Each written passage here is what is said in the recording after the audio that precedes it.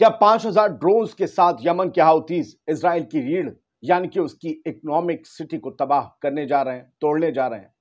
और क्या बहुत बड़ा घातक हथियार, कोई ब्रह्मास्त्र रूस ने दिया है यमन को, जो इजराइल और अमेरिका दोनों के लिए मुश्किल बन रहा है? ये रिपोर्ट्स आज आ गई हैं और गजा में बर्बरियत, जहरियत के दौर में मौजज़े हो रहे हैं। मैं सच कह रहा हूं, मौजज़े हो रहे हैं। इन्हीं 3 खबरों पर फोकस रहेगा, कुछ और छोटी खबरों के साथ इस छोटे से वीडियो में। आदिल खान आजाद का आदाब कबूल कीजिए। ना किया हो आजाद बोल इंडिया को अब तक सब्सक्राइब तो प्लीज कर लीजिए। शुरुआत करते हैं। द जेरूसलम पोस्ट, इजराइल के अखबार। मैं आपसे कहता हूं, इजराइल के अखबार आप पढ़ा कीजिए। आप कहेंगे प्रोपेगेंडा नहीं, अगर हकीकत समझनी इजराइल की तो इजराइल के अखबार पढ़ा कीजिए। द जेरूसलम पोस्ट क्या कह रहा है?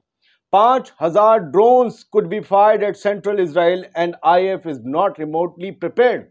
ओपिनियन है ये इजराइल के अंदर का है और ये रिपोर्ट भी आई है। मैं दूसरे अखबार के हवाले से आपको दिखाऊंगा कि 5,000 ड्रोन्स इजराइल पर हमला कर सकते हैं, सेंट्रल इजराइल पर। सेंट्रल इजराइल जहां सब कुछ है इजराइल का, जहां से पूरा इजराइल चलता है, टेल अवीव।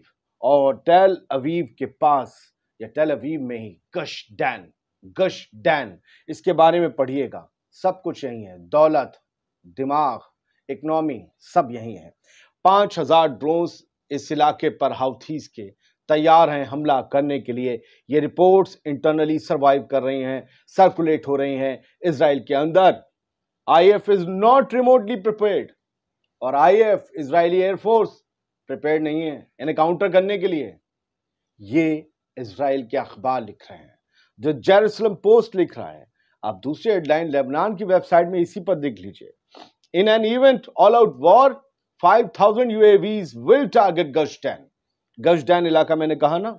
और ये इनमें फोटोज हैं, आप जरा फुल स्क्रीन देखिए कितने फोटोज हैं यमन के ड्रोन्स के। ये उनकी वैरायटी है, फज्र है और समद है, न जाने कौन कौन से हैं। अगर एक फुल स्केल वॉर इजराइल और यमन के बीच होती है तो 5,000 UAVs हमला बोलेंगे अकेले गश डैन पे, बाकी इलाके छोड़ दीजिए। गश डैन को तबाह करना यमन का मकसद रहेगा। अगर ये तबाह हो गया, सारी इकोनॉमी, सारे बिल्डिंग, सारे हेड ऑफिस, सब कुछ, सारा पैसा, जैसा मैं बता चुका हूं, ताकत सब यही है। इसे ही तबाह करने की प्रिपरेशन हो रही है। ये रिपोर्ट्स आई हैं और रिपोर्ट्स वाला न्यूज के हवाले से लिखा है लेबनान की वेबसाइट अलमायदीन ने। वाला न्यूज बड़ी न्यूज एजेंसी है इजराइल की। मैंने तो आपको पहले द जेरूसलम पोस्ट भी आपको दिखा दिया। और यहां पर कई एनालिस्ट हैं, मिलिट्री अफेयर्स एनालिस्ट हैं, आमिर बोहबत, उन्होंने क्रिटिसाइज किया है कि 9 महीने की जंग में तुमने हासिल क्या किया है, सिवाय इसके कि हर रोज एक नया मोर्चा खुलता चला जा रहा है। जंग गजा में शुरू की थी, सीरिया इराक खुल गए, फिर लेबनान अगले दिन से ही खुल गया 8 अक्टूबर से। उसके बाद नवंबर से हूतीज हमें मार रहे हैं जहाजों को, सारा बिजनेस इकोनॉमी ठप पड़ी, टूरिज्म की ऐसी तैसी हुई पड़ी है। तुम लोग जंग लड़ रहे हो, क्या लड़ रहे हो? हर रोज एक नया मोर्चा। क्या चाह रहे हो? कुछ और मुल्क भी बोल पड़े हैं रेजिस्टेंस फोर्सेस के अलावा। बहुत ही बुरी तरीके से इजरायली पॉलिसी की मजम्मत की गई है इस पूरे उसमें। मैंने कहा कि भाई इजरायली अखबार पढ़ लिए मैंने, जिनकी इंग्लिश में हेडलाइन होती है, लेकिन जिनकी हैब्रू में होती है उन्हें भी पढ़ना सर बहुत बहुत जरूरी है। उन्हें आप जब तक नहीं पढ़ेंगे आप हकीकत को नहीं समझ पाएंगे। चीफ ऑफ स्टाफ हर्जी हवेली कह रहा हूं मैं, ये न्यूज वाला हैब्रू में होती है। मैं उस खबर को ढूंढने गया तो इस खबर पर भी नजर पड़ गई। 5,000 ड्रोन के अलावा ये खबर बड़ी अहम है कि चीफ ऑफ स्टाफ जो है आर्मी का, हर्जी हलेवी, उसने क्या कहा आईडीएफ का, इजराइल को अब होस्टेजेस को रिहा करने के लिए समझौता कर लेना चाहिए। ये जब हिंदुस्तान में 20 जुलाई लग गई थी, तब इजराइल के 19 जुलाई के दिन रात 11:15 की खबर है। आईडीएफ का चीफ अपनी हुकूमत से कह रहा है कि अब हमें होस्टेज डील पर समझौता कर लेना चाहिए। क्यों? क्योंकि उसे गजा के भी हालात मालूम है, उसे लेबनान के भी हालात मालूम है, और उसे जो नया मोर्चा खुल गया है यमन के साथ, उसके भी हालात समझ में आ रहे हैं। क्योंकि फौज जमीन पर लड़ रही है, बेंजामिन नेतन्याहू नहीं, ना ही विदेश में ऐश कर रहा उसका लड़का। आईडीएफ के लोग जानते हैं कि जंग को बढ़ाना इजराइल के लिए तबाही और बर्बादी लेकर आएगा। जंग में कोई सुरखरू नहीं होता है, जीत और हार होती है, लेकिन बर्बादी दोनों तरफ होती है, और यह हम देख रहे हैं। चीफ ऑफ स्टाफ की का ये मशवरा या ये वार्निंग बड़ी वार्निंग है, जिसे इजराइल के प्राइम मिनिस्टर ने कैसे लिया। इस हेब्रू आर्टिकल को जब मैंने ट्रांसलेट किया तो मैंने क्या समझा वो समझिए आप।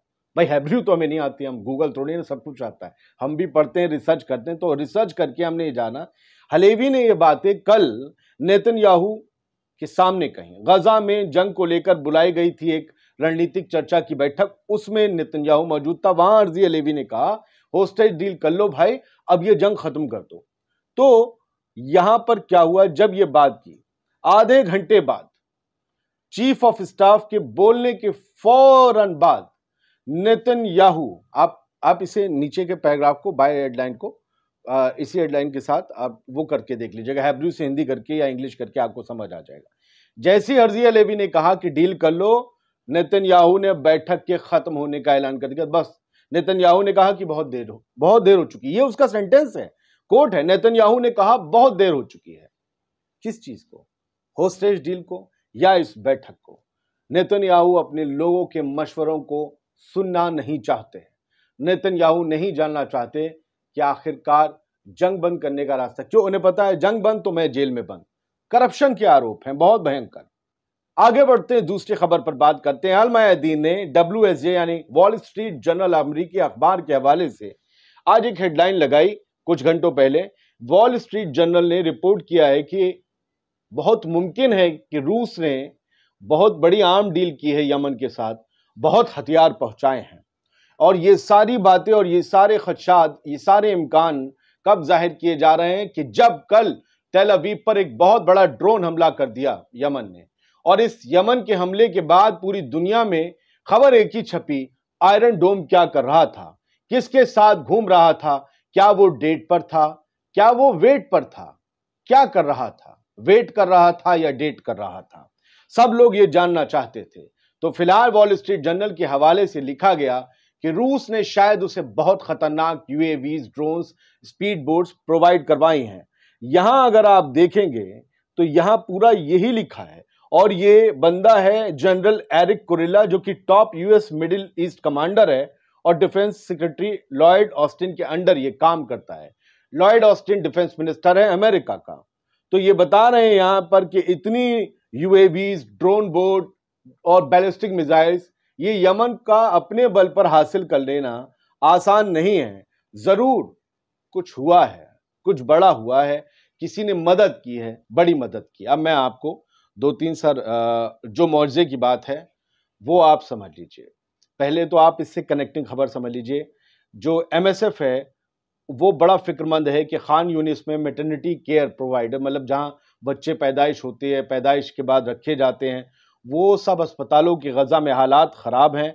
डॉक्टर्स विदाउट बॉर्डर MSF जो ऑर्गेनाइजेशन है, उन सब ने खदशात जाहिर किए हैं कि बच्चे भुखमरी या कम जो एकदम बच्चों को चाहिए होता है दूध या न्यूट्रिएंट्स, वो सब की कमी से मर सकते हैं।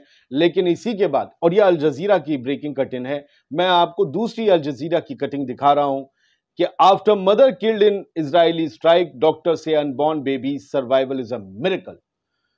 एक मां इजरायली हमले में 25 साल की लड़की व औरत मार दी गई इजरायली हमले में, और उसके बाद बच्चा उसका पैदा हुआ काफी देर के बाद।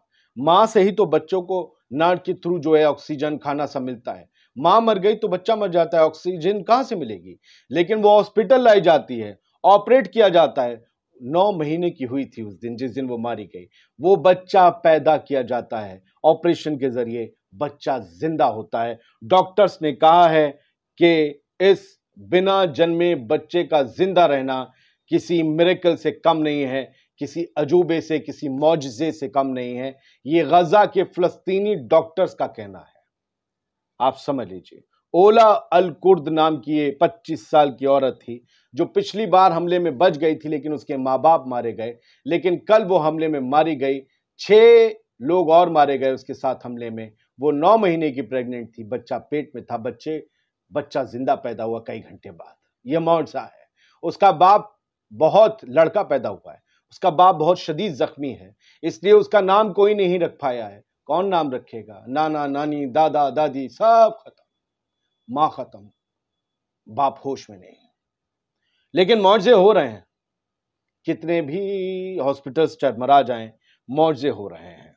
फिलहाल बहुत कुछ है जो कहा जा सकता है। मुझे लगता है इस कम कहे में आपने बहुत कुछ समझ लिया होगा। दुनिया टुडे हमारा दूसरा चैनल है, मैं बार बार उससे कह रहा हूं, वहां वीडियो वाले क्लिप्स वाले जंग की क्लिप्स वाले वीडियोस आएंगे जो मैं यहाँ किसी मजबूरी में नहीं लगा पाता, और आप लोगों के मशवरे से उस चैनल को एक्टिव किया है। वहां जाकर जरूर देखिए, लिंक डिस्क्रिप्शन बॉक्स में है।